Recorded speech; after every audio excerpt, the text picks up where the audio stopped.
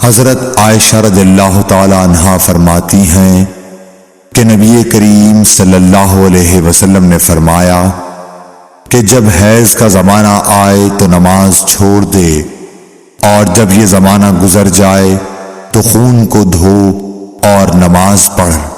صحیح بخاری حدیث نمبر 331۔ سمرہ بنت جندب سے روایت ہے کہ ایک عورت ام کعب زچگی میں مر گئی تو حضور صلی اللہ علیہ وسلم نے ان کی نماز جنازہ پڑھی۔ اس وقت آپ ان کے جسم کے وسط میں کھڑے ہوئے۔ صحیح بخاری حدیث نمبر 332۔ عبداللہ بن شداد نے کہا کہ میں نے اپنی خالہ میمونہ رضی اللہ تعالی عنہا سے، جو نبی کریم صلی اللہ علیہ وسلم کی زوجہ مطہرہ تھی، سنا کہ میں حائضہ ہوتی تو نماز نہیں پڑھتی تھی، اور یہ کہ آپ رسول اللہ صلی اللہ علیہ وسلم کے گھر میں نماز پڑھنے کی جگہ کے قریب لیٹی ہوتی تھی، اور یہ کہ آپ رسول اللہ صلی اللہ علیہ وسلم کے گھر میں نماز پڑھنے کی جگہ کے قریب لیٹی ہوتی تھیں۔ آپ نماز اپنی چٹائی پر پڑھتے، جب آپ سجدہ کرتے تو آپ کے کپڑے کا کوئی حصہ مجھ سے لگ جاتا تھا۔ صحیح بخاری حدیث نمبر 333۔ حضرت عائشہ رضی اللہ تعالی عنہا نے بتلایا کہ ہم رسول اللہ صلی اللہ علیہ وسلم کے ساتھ بعض سفر غزوہ بنو المصطلق میں تھے۔ جب ہم مقام بیدا یا ذات الجیش پر پہنچے تو میرا ایک ہار کھو گیا۔ رسول اللہ صلی اللہ علیہ وسلم اس کی تلاش میں وہیں ٹھہر گئے، اور لوگ بھی آپ کے ساتھ ٹھہر گئے، لیکن وہاں پانی کہیں قریب میں نہ تھا۔ لوگ حضرت ابو بکر صدیق رضی اللہ تعالیٰ عنہ کے پاس آئے اور کہا، حضرت عائشہ رضی اللہ تعالیٰ عنہ نے کیا کام کیا کہ رسول اللہ صلی اللہ علیہ وسلم اور تمام لوگوں کو ٹھہرا دیا ہے، اور پانی بھی کہیں قریب میں نہیں ہے اور نہ لوگوں ہی کے ساتھ ہے۔ پھر ابو بکر صدیق رضی اللہ تعالیٰ عنہ تشریف لائے۔ رسول اللہ صلی اللہ علیہ وسلم اپنا سر مبارک میری ران پر رکھے ہوئے سو رہے تھے۔ فرمانے لگے کہ تم نے رسول اللہ صلی اللہ علیہ وسلم اور تمام لوگوں کو روک لیا، حالانکہ قریب میں کہیں پانی بھی نہیں ہے اور نہ لوگوں کے پاس ہے۔ حضرت عائشہ رضی اللہ تعالی عنہ کہتی ہیں کہ والد ماجد رضی اللہ تعالی عنہ مجھ پر خفا ہوئے، اور اللہ نے جو چاہا انہوں نے مجھے کہا، اور اپنے ہاتھ سے میری کوکھ میں کچوکے لگائے۔ رسول اللہ صلی اللہ علیہ وسلم کا سر مبارک میری ران پر تھا، اس وجہ سے میں حرکت بھی نہیں کر سکتی تھی۔ رسول اللہ صلی اللہ علیہ وسلم جب صبح کے وقت اٹھے تو پانی کا پتہ تک نہ تھا۔ پس اللہ تعالیٰ نے تیمم کی آیت اتاری اور لوگوں نے تیمم کیا۔ اس پر اسید بن حذیر رضی اللہ تعالی عنہ نے کہا کہ اے آل ابی بکر، یہ تمہاری کوئی پہلی برکت نہیں ہے۔ عائشہ رضی اللہ تعالی عنہ نے فرمایا، پھر ہم نے اس اونٹ کو ہٹایا جس پر میں سوار تھی تو ہار اسی کے نیچے مل گیا۔ صحیح بخاری حدیث نمبر 334۔ جابر بن عبداللہ نے خبر دی کہ نبی صلی اللہ علیہ وسلم نے فرمایا، مجھے 5 چیزیں ایسی دی گئی ہیں جو مجھ سے پہلے کسی کو نہیں دی گئی تھی۔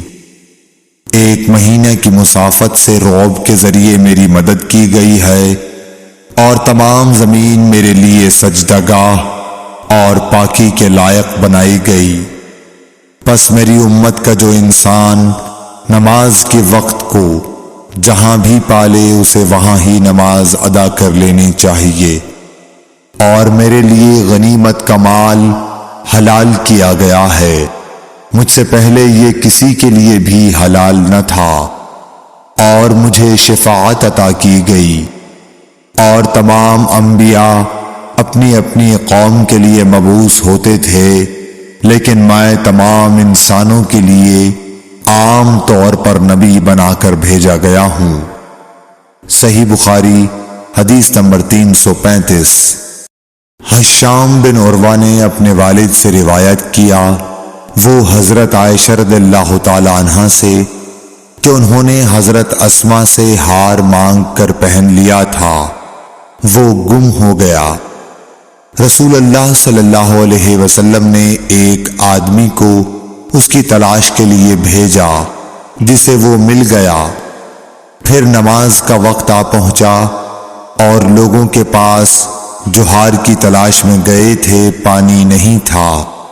لوگوں نے نماز پڑھ لی اور رسول اللہ صلی اللہ علیہ وسلم سے اس کے متعلق شکایت کی۔ پس خداوند تعالی نے تیمم کی آیت اتاری، جسے سن کر اسید بن حضیر نے حضرت عائشہ رضی اللہ تعالی عنہا سے کہا، آپ کو اللہ بہترین بدلہ دے، واللہ جب بھی آپ کے ساتھ کوئی ایسی بات پیش آئی جس سے آپ کو تکلیف ہوئی تو اللہ تعالی نے آپ کے لیے اور تمام مسلمانوں کے لیے اس میں خیر پیدا فرما دی۔ صحیح بخاری حدیث نمبر 336۔ ابن عباس رضی اللہ تعالی عنہ کے غلام عمیر بن عبداللہ نے کہا کہ میں اور عبداللہ بن یسار، جو کہ حضرت میمونہ رضی اللہ تعالی عنہا زوجہ نبی کریم صلی اللہ علیہ وسلم کے غلام تھے، ابو جہیم بن حارث بن سما انصاری صحابی کے پاس آئے۔ انہوں نے بیان کیا کہ نبی کریم صلی اللہ علیہ وسلم بار جمل کی طرف سے تشریف لا رہے تھے۔ راستے میں ایک شخص نے آپ کو سلام کیا، یعنی خود اسی ابو جہیم نے، لیکن آپ نے جواب نہیں دیا۔ پھر آپ دیوار کے قریب آئے اور اپنے چہرے اور ہاتھوں کا مسح کیا، پھر ان کے سلام کا جواب دیا۔ صحیح بخاری حدیث نمبر 337۔ ایک شخص عمر بن خطاب کے پاس آیا اور عرض کی کہ مجھے غسل کی حاجت ہو گئی اور پانی نہیں ملا، تو میں اب کیا کروں؟ اس پر عمار بن یاسر رضی اللہ تعالی عنہ نے حضرت عمر بن خطاب رضی اللہ تعالی عنہ سے کہا، کیا آپ کو یاد نہیں جب میں اور آپ سفر میں تھے، ہم دونوں جنبی ہو گئے، آپ نے تو نماز نہیں پڑھی، لیکن میں نے زمین پر لوٹ پوٹ لیا اور نماز پڑھ لی۔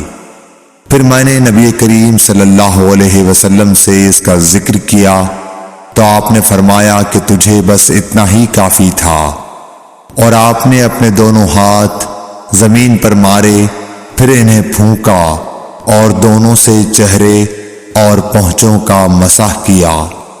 صحیح بخاری حدیث نمبر 338۔ عمار بن یاسر نے یہ واقعہ بیان کیا جو پہلے گزر چکا، اور شعبہ نے اپنے ہاتھوں کو زمین پر مارا، پھر انہیں اپنے منہ کے قریب کر لیا اور پھونکا، پھر ان سے اپنے چہرے اور پونچھوں کا مسح کیا۔